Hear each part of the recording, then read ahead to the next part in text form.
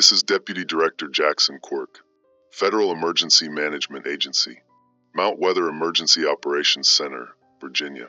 I'm speaking to you on the emergency alert system. All frequencies, all channels, every radio, every television, every phone in America that's still working. The time is 14:37 Eastern Standard Time, November 3rd, 2025. I'm the ranking federal official currently able to broadcast. I need to tell you what's happening. What's really happening. Not the official story. Not the talking points they gave me. The truth. Multiple nuclear detonations confirmed on U.S. soil in the last 18 minutes. I'm reading from the NORAD display right now. Washington, D.C., direct hit at 14:19. New York City at 14:21. Los Angeles at 14:23. Chicago at 14:25. Houston at 14:27. San Francisco at 14:29. Philadelphia at 14:31.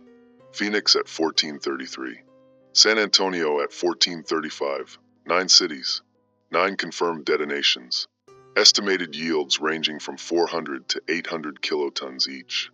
That's approximately 40 million people in immediate blast zones. Another 60 million in fallout projection areas. 100 million American casualties in 18 minutes. I'm supposed to tell you to remain calm. I'm supposed to tell you to shelter in place. I'm supposed to tell you help is coming. I can't lie to you anymore. My name is Jackson Quirk. I've worked for FEMA for 23 years. I've coordinated response for hurricanes, earthquakes, pandemics, terrorist attacks. I've seen disaster. I've managed crisis. I thought I was prepared for anything. I wasn't prepared for this. My daughter Iris. She's 24 years old. Graduate student at Georgetown University. International Relations. She wants to work for the State Department. Wants to make the world safer. That's what she tells me. Make the world safer, Dad. Georgetown is in Washington, D.C. D.C. took a direct hit 14 minutes ago. Ground zero coordinates over the Capitol building. 700 kiloton airburst. I know the effects. I've run the simulations hundreds of times. Total destruction radius 4 miles. Severe damage radius 8 miles. Moderate damage 12 miles. Georgetown is 2.6 miles from the Capitol. My daughter is dead. I know she's dead. The math doesn't lie. 2.6 miles from a 700 kiloton blast. Nothing survives. Nothing. But I'm still here. In this bunker. Mount Weather Emergency Operations Center. 57 miles west of D.C. Reinforced concrete. Filtered air. Radiation shielding. Designed to survive nuclear war. Designed to preserve continuity of government. My daughter is dead. That's the trade. I'm broadcasting to you because someone needs to tell the truth. Someone needs to explain what happened. Why it happened. Who knew it was coming. The official story is going to say this was unprovoked. Surprise attack. No warning. Nothing we could have done. That's not true. I've been monitoring the classified threat assessments for 6 months. The intelligence community knew. They knew the probability was increasing. They knew escalation was accelerating. They knew this was coming. 3 days ago. 3 days ago there was a classified briefing. Defense Department. Joint Chiefs. National Security Council. Cabinet members. Select members of Congress. Threat assessment level raised to critical. Nuclear exchange probability rated at 78% within 96 hours. I wasn't at that briefing. I'm FEMA. Disaster response. Not policy. Not decision making. I coordinate the aftermath. I clean up the mess. But I saw the memo.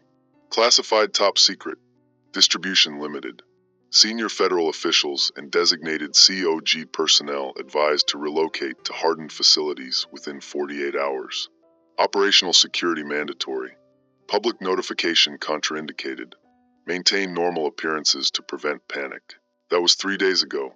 The president evacuated to an undisclosed location 48 hours ago. Vice president, 48 hours ago. Cabinet members, 48 hours ago. Joint Chiefs, 48 hours ago. Speaker of the House, Senate Majority Leader, Supreme Court Justices. All of them. Evacuated. Safe. Protected. They knew. 3 days warning, and they didn't tell anyone. Didn't tell the public. Didn't tell the cities. Didn't tell the people who would die. They told people like me. The ones they needed to stay at posts. The ones who would coordinate the response after. The ones who would help rebuild what's left. But they didn't tell my daughter. They didn't tell the 40 million people in those cities. They didn't give them a chance. I'm in Mount Weather because I'm designated COG personnel. Continuity of government. My skills are valuable. My expertise is needed. My daughter wasn't essential. She was expendable. I tried to warn her. 3 days ago, after I saw that memo, I called her. Didn't tell her everything. Couldn't violate operational security. Couldn't say nuclear war is probable. But I tried. I said maybe you should leave DC for a few days. Visit your mother in Vermont. Take a break from classes. You've been working hard. You should rest. She said, Dad, I have a presentation on Friday. I have research to finish. I can't just leave. I said, please. Just this once. Trust me. Leave the city. She said, you're worrying too much. DC is fine. Everything's fine. I couldn't tell her. Operational security. Couldn't explain. Couldn't violate orders. So I let her stay. And 14 minutes ago she died. Along with 3 million other people in Washington, D.C. who weren't essential enough to warn. I'm broadcasting to you now because you deserve the truth. You deserve to know what happened. Why it happened. Who made the decisions. The emergency alert system is still functional. The satellites are still operational. I have access. I have the authentication codes. I can broadcast to the entire nation. So I'm going to tell you everything. Starting with this. The attack was detected 23 minutes before first impact. NORAD's space-based infrared system picked up multiple launches at 13:56 Eastern. Russian submarine-launched ballistic missiles. Atlantic deployment. SLBM pattern Delta IV class. 23 minutes warning. In those 23 minutes, the president and remaining senior officials in the bunkers authorized full retaliation. We launched everything. Every ICBM. Every SLBM. Every bomber. Everything. By 1400, American missiles were in the air. Heading for Russia. For China. For anyone we thought might be involved. We killed hundreds of millions of people in response to an attack that killed 40 million of us. That's not defense. That's mutual assured destruction. That's the end of civilization. And it's still not over. The NORAD display right now is showing additional launches. Russian second wave. Chinese response to our strikes on their territory. North Korean opportunistic launches. Everyone with nuclear weapons is using them. The board is lit up like a Christmas tree. Hundreds of missile tracks. Thousands of warheads. Every continent. Every hemisphere. This isn't a war. This is extinction. The fallout models are projecting nuclear winter within 6 months. Global temperature drop of 15 to 20 degrees Celsius. Crop failures worldwide. Mass starvation. Societal collapse. Even if you survive the initial blasts. Even if you avoid the fallout. Even if you make it through the first year. The models say 90% of the global population will be dead within 5 years. 7 billion people. My daughter was just the first. I'm supposed to coordinate federal response. I'm supposed to organize relief efforts. I'm supposed to help rebuild. But there's nothing to rebuild. There's no federal government anymore. There's no infrastructure. There's no supply chains. There's no civilization. There's just survivors. Scattered. Isolated. Dying slowly from radiation and starvation and cold. And I'm supposed to pretend like this is manageable. Like this is something we can recover from. Like continuity of government matters when there's no government to continue. The people in this bunker with me. 53 federal officials and support staff. We have supplies for 2 years. We have water, food, power. We can survive down here while the world dies above us. Then what? We emerge into a dead world and pretend we're still in charge? Pretend we still have authority? Pretend the system still functions? The system killed my daughter. The system killed 40 million Americans. The system is killing billions worldwide, and I helped maintain it. I need to tell you one more thing. The most important thing. This wasn't inevitable. This wasn't unstoppable. This was choice. 3 days ago, there was another option. The intelligence assessment included a recommendation. Emergency negotiations. Back-channel communications. There was a chance. Small. Maybe 20%. But a chance to de-escalate before it went nuclear. That option was rejected. The National Security Council decided that showing weakness was unacceptable. that backing down was political suicide, that American credibility demanded strength. So they chose strength over survival. They chose pride over 40 million lives. They chose to let it happen rather than appear weak. And they didn't tell anyone because they didn't want to be blamed. I have the documents. I have the meeting minutes. I have the classified assessments. I have proof. I'm uploading them now to every public server I can access. Every government website, every news outlet, every social media platform, everything that's still functioning. By the time I finish this broadcast, the truth will be available to anyone with internet access. Anyone with power. Anyone who survives. You'll know who made these decisions. You'll know who chose this outcome. You'll know who let your families die to preserve their own political careers. My daughter Iris. She wanted to make the world safer. She believed in the system. She believed in public service. She believed people in power made decisions for the greater good. She was wrong. The people in power made decisions for themselves. They prioritized their own survival, their own interests, their own legacy, and they sacrificed her, and your families, and everyone who trusted them. I can't bring her back. I can't undo this. I can't save anyone, but I can tell the truth. So that's what I'm doing. This is Deputy Director Jackson Quirk, Federal Emergency Management Agency, Mount Weather Emergency Operations Center. If you're hearing this broadcast, you're alive. For now. I don't know how long you'll stay alive. I don't know if there's any hope. I don't know if humanity survives this, but you deserve to know the truth before you die. The government you trusted failed you. The leaders you elected abandoned you. The system you believed in killed you. Remember that. If anyone survives, if anyone builds something new from the ashes, remember what happened here. Remember who did this. Remember the choice they made. Don't let them rewrite history. Don't let them claim this was unavoidable. Don't let them escape responsibility. They knew. They chose. They let it happen. I'm going to continue broadcasting as long as the systems function. I'm going to keep uploading documents. I'm going to keep telling the truth, because someone has to. Someone has to bear witness, even if no one's left to listen. It's been 11 minutes since I started broadcasting. The systems are still functional. The satellite uplinks are still operational. I'm still here.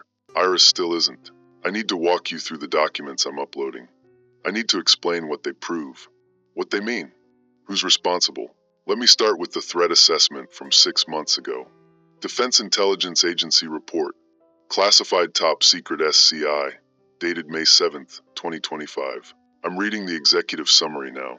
Analysis of Russian military posture indicates heightened readiness levels consistent with pre-conflict preparation. Nuclear forces elevated to increased alert status.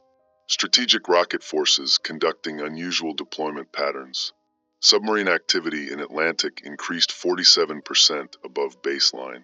Assessment, probability of nuclear exchange within 12 months currently estimated at 38%. Recommendation, enhanced diplomatic engagement, increased intelligence collection, military readiness posture elevation to DEF CON3. That was 6 months ago. 38% probability. The recommendation was diplomacy. What happened instead?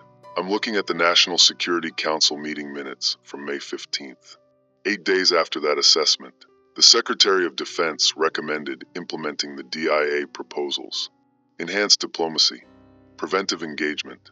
Trying to reduce tensions before escalation. The President's National Security Advisor argued against it. Appearing to seek negotiations from a position of concern signals weakness to adversaries. American credibility requires projecting strength and resolve. Diplomatic outreach at this time would be interpreted as capitulation. The President agreed with the National Security Advisor. Decision recorded. Continue current posture. Monitor situation. Do not initiate diplomatic engagement unless adversary demonstrates willingness to de-escalate first. So we did nothing. We waited. We projected strength, and the probability climbed. June assessment, 49%. July assessment, 56%. August assessment, 63%. September assessment, 69%. October assessment, 74%. Each month, the intelligence community watched the probability increase. Each month, they recommended intervention. Each month, the National Security Council chose strength over safety. I'm looking at the October 28th assessment now. This is 6 days ago. 6 days before the missiles launched. Probability of nuclear exchange within 96 hours now estimated at 78%. Multiple indicators suggest imminent action. Russian leadership communications demonstrate resolve to act. Chinese support for Russian position eliminates diplomatic alternatives. Window for prevention closing rapidly. Critical decision point reached. Recommendation: immediate emergency diplomatic intervention, presidential hotline engagement, UN Security Council emergency session, any available channel to prevent escalation. Alternative: full COG activation, evacuate senior leadership, prepare for inevitable exchange. 78% probability. 6 days warning. The recommendation was try everything or prepare for war. What did they choose? National Security Council emergency session. October 29th.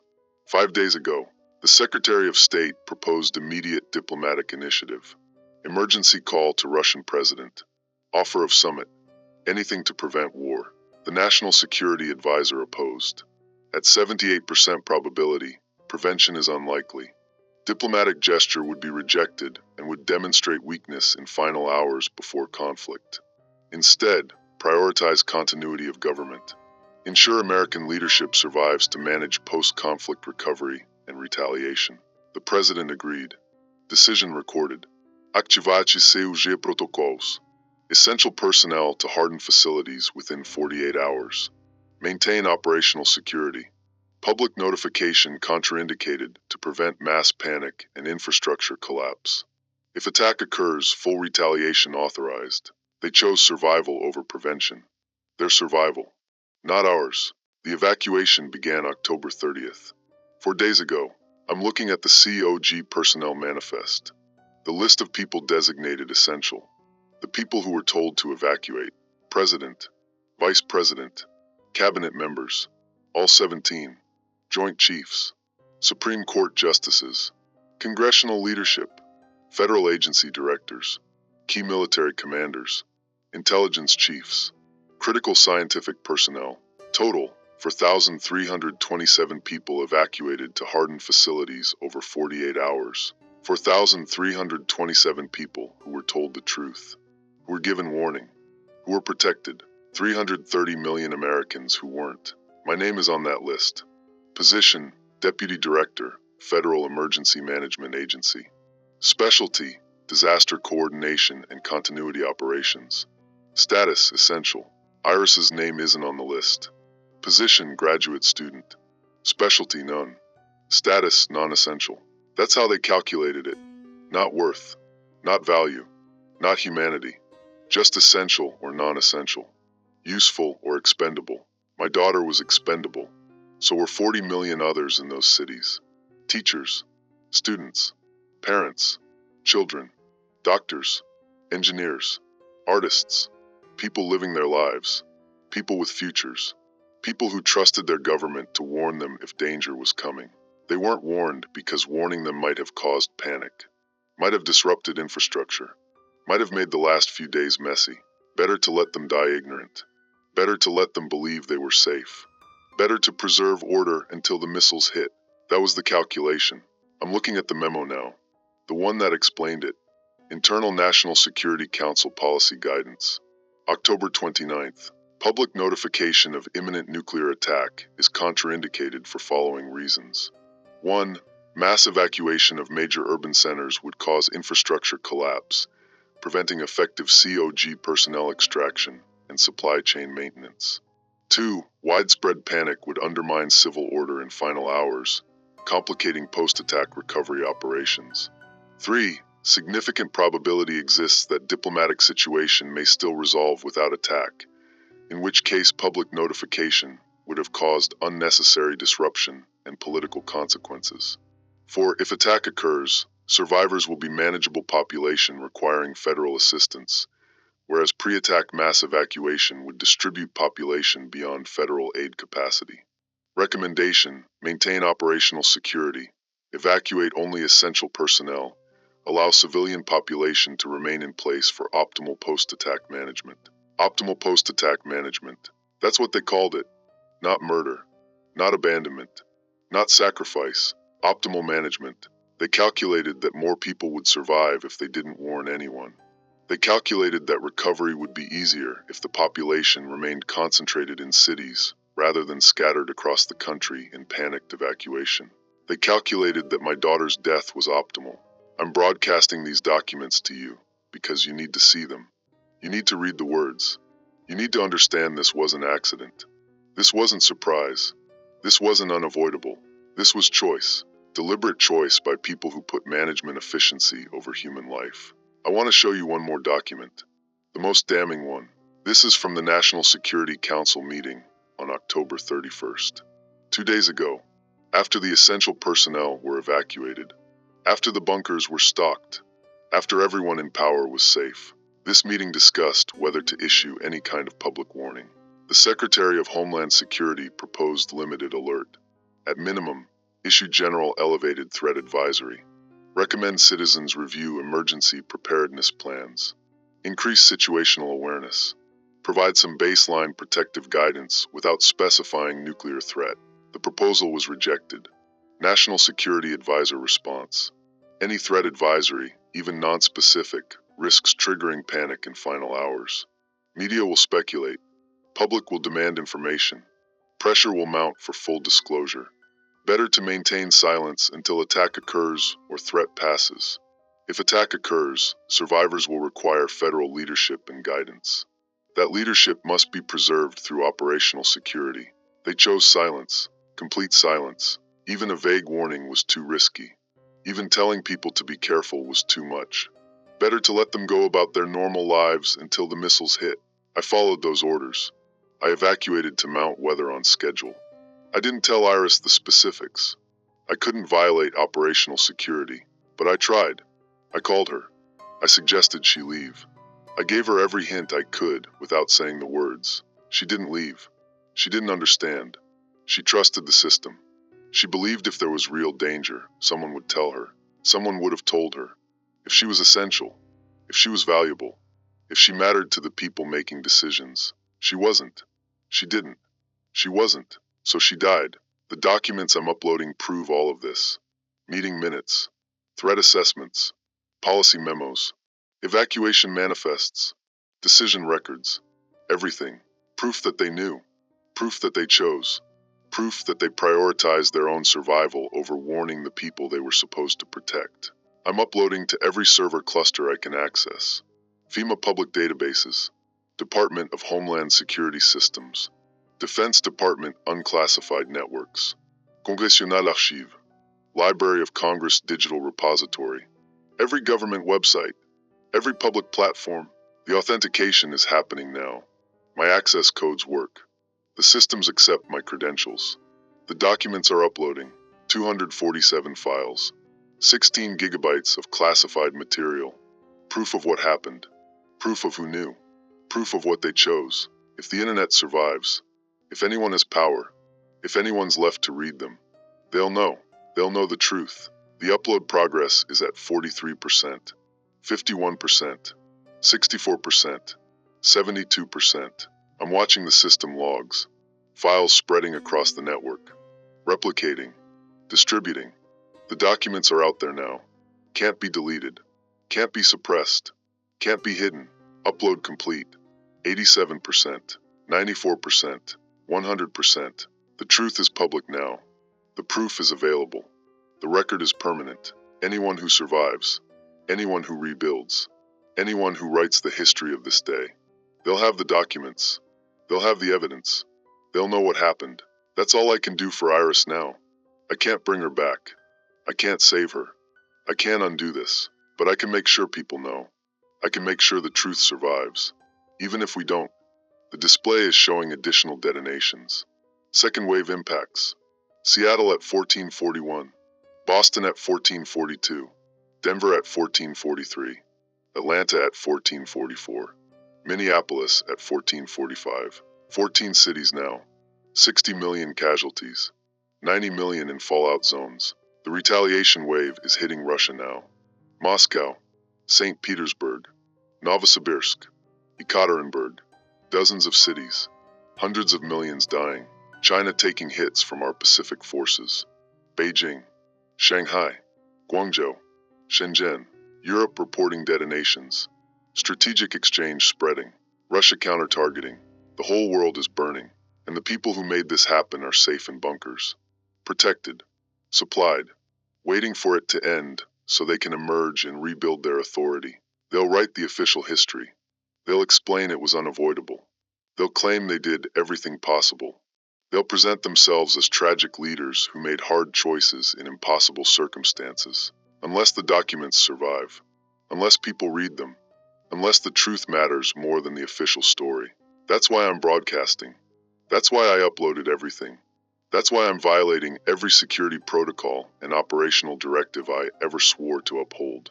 Because the truth matters more than my career, more than my security clearance, more than my loyalty to a system that killed my daughter. I'm supposed to be coordinating federal response right now. I'm supposed to be organizing relief efforts. I'm supposed to be helping the other officials in this bunker plan for recovery. I'm not doing that. I'm doing this instead. Broadcasting the truth. Exposing the decisions. Making sure someone knows what really happened. The other officials in the bunker are angry with me. They've been trying to get me to stop. They've been ordering me to cease transmission. They've been threatening me with court-martial, with prosecution, with charges. I don't care. What are they going to do? Kill me? Everyone's dying. Execute me? For what? Telling the truth? Exposing their crimes? They want me to stop because I'm destroying the narrative.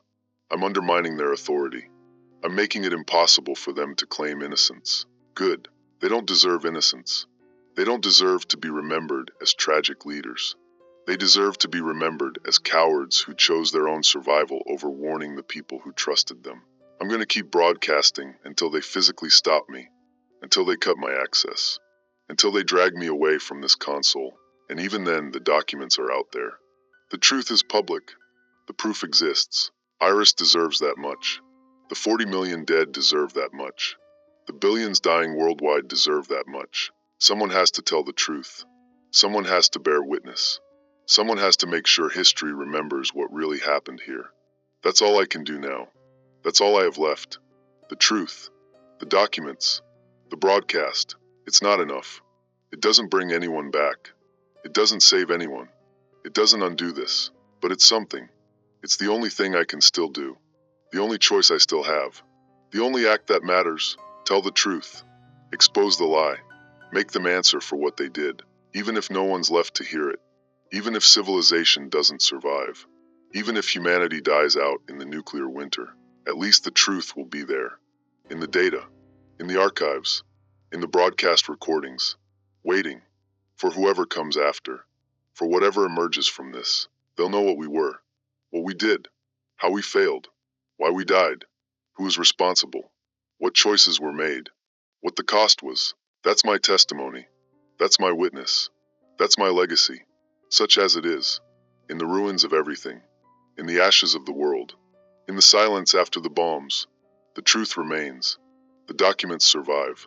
The record exists. Iris wanted to make the world safer. She believed in truth. She believed in accountability. She believed in justice. She believed the system could work. If people tried. If people cared. If people told the truth. She was naive. The system doesn't work. People don't care. Except when it's too late. Except when everyone's dead. Except when the truth can't save anyone anymore. But I'm telling it anyway. Because she would have wanted me to. Because it's the right thing. Because someone has to. Because that's all I have left. The truth. The broadcast. The documents. That's all. I've been broadcasting for 28 minutes now. The emergency alert system is still active. The transmission is still going out. Every channel. Every frequency. Everyone who's still alive and has power can hear me. The other officials in the bunker are at the door. I can hear them, arguing outside, trying to decide what to do with me.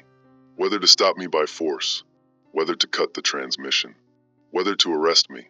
They're afraid, not of me, of what I'm doing, of what I've exposed, of what it means for them. I don't care what they do. The documents are already uploaded. The truth is already public. They can stop me now, but they can't unring that bell. Someone's overriding the door lock. They're coming in. Director Pemberton, FEMA director, my boss. He's here, along with 2 security personnel. Federal Protective Service officers. Armed. Pemberton's talking to me. I'm going to let you hear this. I'm going to keep the mic open. You should hear what they say. What they sound like. How they justify this. Quirk, you need to stop this transmission immediately. This is a direct order. I'm not stopping. The broadcast continues. You're violating operational security. You're compromising classified information. You're undermining federal authority during a national emergency. I'm telling the truth. The truth you didn't want anyone to know. We made difficult decisions in an impossible situation. We did what was necessary to preserve continuity of government. You preserved yourselves. You let everyone else die. We couldn't warn the entire population. The infrastructure couldn't handle mass evacuation. The panic would have caused more deaths than the attacks. That's the justification you wrote down. The memo I just uploaded. The one that says my daughter's death was optimal management. Your daughter. Quirk, I understand. You're grieving. You're not thinking clearly. But this broadcast is making everything worse.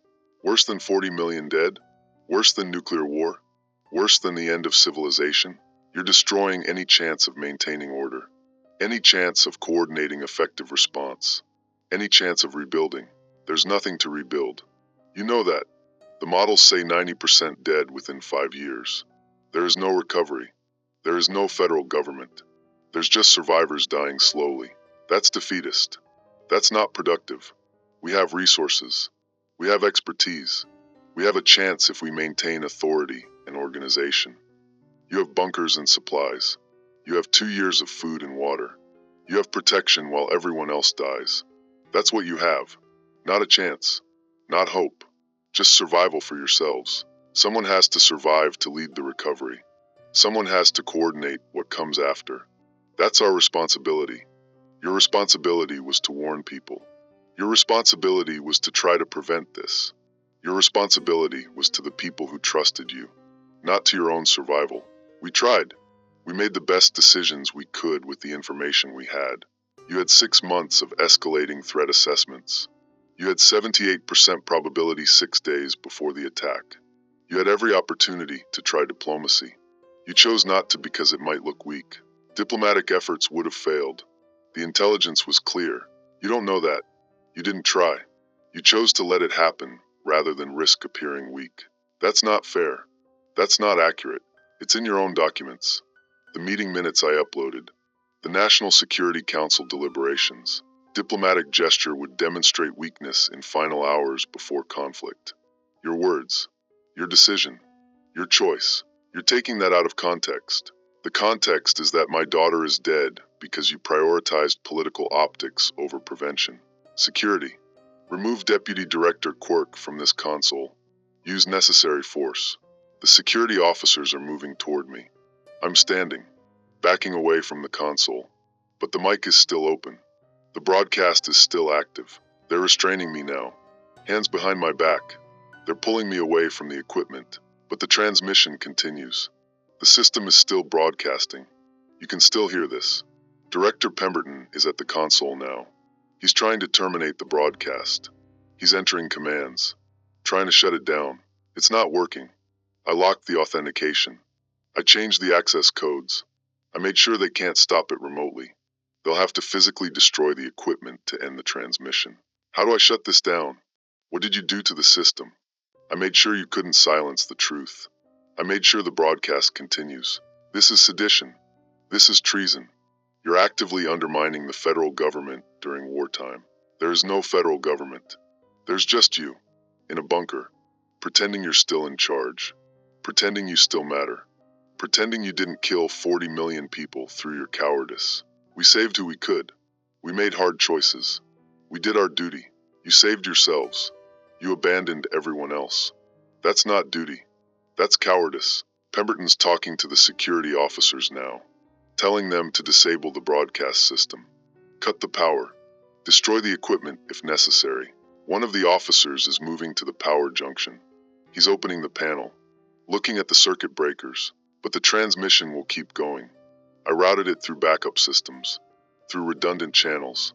They'll have to shut down the entire emergency alert system infrastructure to stop it. And they can't do that without isolating this facility from all communications. They'd rather silence me. than let the truth continue. They'd rather cut themselves off from the world than let people know what they did. The officer is throwing circuit breakers now, equipment shutting down, lights flickering, but the broadcast console is still active, still transmitting, still sending this out. How is it still running? What did you do? Battery backup. Independent power system. Designed for exactly this scenario. Ensuring emergency broadcasts continue even if main power fails. Ironic. The system meant to preserve government communication is now exposing government crimes. Pemberton is furious. I can see it in his face. Not because I'm wrong. Because I'm right. Because I exposed what he wanted hidden. Because I made sure everyone knows. You've destroyed everything. You've undermined any chance we had.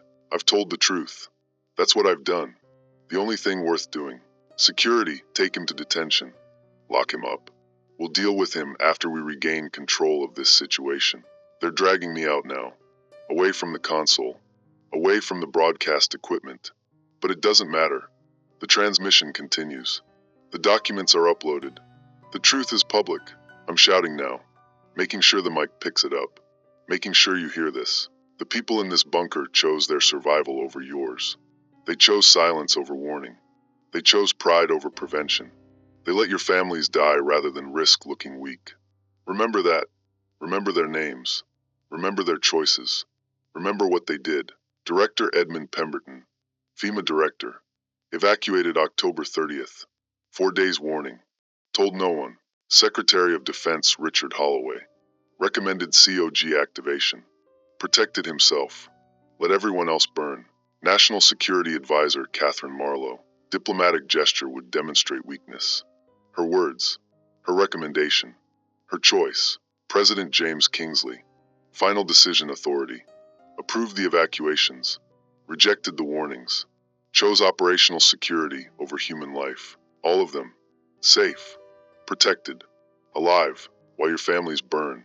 They're taking me out of the broadcast room now. Down the corridor. The mic is getting quieter. But you can still hear me. You can still hear this. Don't let them rewrite history. Don't let them claim they had no choice. Don't let them escape responsibility. They knew. They chose. They let it happen. That's the truth. That's what I'm dying for. That's what matters. The truth. The documents. The proof. It's all there. It's all uploaded. It's all public. Read it. Share it. Remember it. Don't let them win. Don't let them control the narrative. Don't let them. They're dragging me into a cell now. Metal door. Reinforced. They're pushing me inside. The door is closing, but the broadcast continues. I can hear it echoing down the corridor. My voice. Still transmitting. Still telling the truth. Still exposing what they did. They can lock me up. They can silence me physically. But they can't stop the broadcast. Can't recall the documents. Can't undo what I've done. The truth is out there now. Undeniable. Irrefutable. That's enough. That has to be enough. The door is sealed now. I'm alone. In darkness. In silence. In a cell 57 miles from where my daughter died. But somewhere above ground. Somewhere in the ruins. Somewhere among the survivors. Someone might hear this. Someone might read the documents. Someone might know the truth. That's all I have left. That hope. That possibility. That chance. It's not much. But it's something. It's more than Iris has. More than 40 million dead have. More than the billions dying worldwide have. The truth survives. Even if we don't. That's my testimony. That's my witness. That's my final broadcast. Deputy Director Jackson Quirk. Federal Emergency Management Agency. November 3rd, 2025. The government failed you. The leaders abandoned you. The system killed you. Remember. Day 7. November 10th, 2025. They released me from detention 4 days ago. November 6th. 3 days after the broadcast. 3 days after I told the world what they did. They released me because they need me. Because I'm the only one who knows how to coordinate federal emergency response. Because my expertise is valuable. Because I'm essential. Ironic. I'm sitting in the same broadcast room now. Different purpose. Official federal emergency updates. Coordinated relief efforts. Continuity of government communications. Playing my role. Following orders. Doing my job. Because what else is there? The truth is already out there. The documents are already public. I've already said everything that matters. Now I just exist. Functionally. Professionally. Efficiently. Dead inside. The situation above ground is worse than the models predicted. The second and third wave strikes hit every major city, every military installation, every population center over 50,000. Total confirmed detonations on U.S. soil, 143. Estimated immediate casualties, 175 million. Fallout zone population, 80 million. Expected survival rate in fallout zones, less than 5%. We're counting 230 million American dead, out of 330 million total population. 70% casualty rate. Worldwide estimates are 3.2 billion dead in the first 48 hours. Another 2 billion expected within 6 months from fallout, starvation, and infrastructure collapse. 5.2 billion human beings, dead or dying, because of what happened 7 days ago. Because the people in this bunker chose pride over prevention. The broadcast I made, the documents I uploaded, they're still out there, still accessible, still spreading through whatever networks survived. I've been monitoring the traffic, the downloads, the shares, the responses. In the first 3 days, the documents were accessed 470,000 times. That's everyone with power and internet access. Everyone still alive with the ability to read them. Almost 500,000 people saw the truth. The responses are what you'd expect.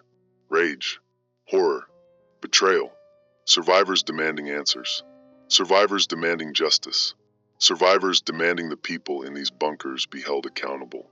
There's no mechanism for that anymore. No legal system, no government accountability, just bunkers full of officials who can't be reached, can't be touched, can't be punished. They'll wait out the radiation. They'll emerge when it's safe. They'll rebuild their authority.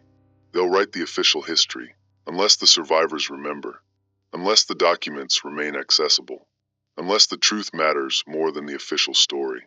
That's the gamble. That's all I have. The hope that truth survives even when justice doesn't. Director Pemberton called me into his office yesterday, wanted to discuss my actions, wanted to understand my thinking, wanted to assess my reliability. He sat across from me, looked tired, worn. Older than 7 days should make someone look. The weight of 230 million deaths maybe. Or just stress. Hard to tell. He said the broadcast was understandable.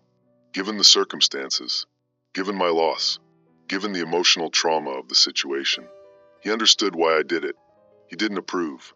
But he understood. He said I needed to move forward now. Focus on recovery efforts. Help coordinate what comes next. Put my expertise to use for the survivors. Make something positive out of this tragedy. He said we all made difficult choices that day. We all lost people we loved. We all carry guilt and grief. But dwelling on it doesn't help. Doesn't change anything. Doesn't bring anyone back. He said we need to work together now. Federal officials. Continuity of government. We're all that's left of American leadership. We have a responsibility to rebuild. To preserve what we can. To honor the dead by helping the living. He said he hoped I could be part of that. Be part of the recovery. Be part of the solution instead of part of the problem. I told him I'd do my job. I'd coordinate emergency response. I'd help organize relief efforts. I'd use my expertise to assist survivors. I didn't tell him I'd forgive him. I didn't tell him I agreed with his choices. I didn't tell him I believed in continuity of government. I just told him I'd work. Because work is all I have left. Work in truth and the memory of Iris. The federal coordination efforts are meaningless. We're pretending there's a government to continue. We're pretending we have authority. We're pretending the system still functions. We don't. It doesn't. We're just people in a bunker, issuing orders that no one follows, broadcasting messages that no one hears, coordinating relief that doesn't arrive. The supply chains are destroyed. The infrastructure is gone. The social organization has collapsed. There's no federal government anymore. There's just scattered survivors, fighting for food, for water, for safety, for survival. And we're in here, safe, protected, well-fed, well-supplied, pretending we're still in charge. It's obscene. I coordinate what I can. I monitor the emergency channels. I track the survivor reports. I organize what little relief we can provide from the resources we control. It's not enough. It's never enough. It's drops of water in an ocean of need. Yesterday, I received a transmission from a survivor group in Richmond. 43 people. Sheltering in a hospital basement. Radiation levels dropping. Supplies running low. Requesting federal assistance. Requesting evacuation. Requesting help. I calculated the resources required. The personnel needed. The risk assessment for extraction operations. The probability of success. Then I told them help wasn't coming. Supplies couldn't be delivered. Evacuation wasn't possible. They were on their own, because that's the truth. That's reality. That's what continuity of government means in practice. We can't help them. We can barely help ourselves. We have 2 years of supplies in this bunker. 2 years of safety. 2 years of watching the world die while we survive. Then what? We emerge. We try to rebuild. We attempt to establish authority over whoever's left. We pretend we're leaders. We pretend we're legitimate. We pretend people should listen to us. The people who let them die. The people who chose survival over warning. The people who killed their families through cowardice and pride. Why would anyone follow us? Why would anyone trust us? Why would anyone believe we have their interests at heart? They won't. They shouldn't. We don't deserve their trust. We don't deserve their cooperation. We don't deserve to lead. But we'll try anyway, because that's what we do. We preserve our own power. We maintain our own authority. We protect our own interests, just like we did 7 days ago, when we chose our survival over everyone else's. Iris wanted to work for the State Department. She wanted to make the world safer through diplomacy, through negotiation, through cooperation between nations. She believed in the system. She believed it could work. She believed people in power would choose peace over war, would choose prevention over conflict, would choose lives over pride. She was wrong. The system chose war, chose conflict, chose death, and she died believing in it, trusting it, thinking someone would warn her if she was in danger. No one warned her, because she wasn't essential, because she wasn't valuable, because she didn't matter to the people making decisions. I was essential. I was valuable. I mattered. So I was warned. I was evacuated. I was saved, and she died. That's the trade the system made. That's the calculation they used. That's the choice that killed her. I can't undo it. I can't bring her back. I can't make it right, but I can refuse to pretend it was justified. I can refuse to accept that it was necessary. I can refuse to forgive the people who made that choice. Director Pemberton wants me to move forward, to focus on recovery, to work together. I'll work. I'll coordinate. I'll do my job, but I won't forgive. I won't forget. I won't pretend this was unavoidable. The documents are out there. The truth is public. The proof exists. 230 million dead Americans know what happened. They died knowing they were abandoned, knowing they were betrayed, knowing they were expendable. The survivors know too. 470,000 downloads. 470,000 people who read the truth, who saw the meeting minutes, who understand what choices were made. They know what we did, what we chose, what we are. They won't forget, even if we want them to, even if we try to make them, even if we rewrite the history books. The documents survive. The downloads exist. The truth remains. That's all I accomplished. That's all I could do. Tell the truth. Expose the lie. Make sure someone knows. It didn't save anyone. It didn't prevent anything. It didn't change the outcome. But it matters. It has to matter. It's all I have left. The truth. The documents. The broadcast. The memory of Iris. The knowledge that she deserved better. That they all deserved better. That the system failed them. That the leaders betrayed them. That the government killed them. I'll carry that knowledge for the rest of my life. However long that is. 2 years in this bunker. Then emergence into a dead world. Then whatever comes after. Years or months or days. Until radiation or starvation or violence or age takes me. I'll carry it. I'll remember it. I'll refuse to let them rewrite it. That's my responsibility now. Not to FEMA. Not to federal coordination. Not to continuity of government. To Iris. To the 40 million who died with her. To the 230 million Americans who were abandoned. To the 5.2 billion humans worldwide who are paying for our leaders' pride. Remember what happened. Remember who did it. Remember what they chose. Remember what it cost. That's the testimony. That's the witness. That's the truth. It survives. Even if we don't. Even if civilization doesn't. Even if humanity doesn't. Even if nothing emerges from the ashes except silence and ruins and radiation. The truth survives. In the data. In the archives. In the broadcast recordings. In the documents uploaded to every server that still functions. Waiting. For whoever comes after. For whatever emerges. For any intelligence that might someday wonder what happened here. What we were. What we did. How we failed. Why we died. They'll find the documents. They'll read the truth. They'll know. That has to be enough. That's all I can give. That's all I have left. The truth. The memory. The witness. Deputy Director Jackson Quirk. Federal Emergency Management Agency. Mount Weather Emergency Operations Center. Day 7. November 10th, 2025. The government I served killed my daughter. The leaders I trusted abandoned her. The system I believed in sacrificed her. I can't bring her back. I can't save her. I can't make it right, but I can refuse to pretend it was justified. I can refuse to help them write the history. I can refuse to let them escape responsibility. The truth survives. The documents exist. The proof remains. That's my final testimony. That's all I have. That's all that matters now. Remember Iris. Remember the 40 million. Remember the 230 million. Remember the 5.2 billion. Remember what was done to them. Remember who did it. Remember what they chose. Don't forgive. Don't forget. Don't let them rewrite history. The truth matters. Even when nothing else does. Even when everyone's dead. Even when the world ends. The truth survives. That has to be enough.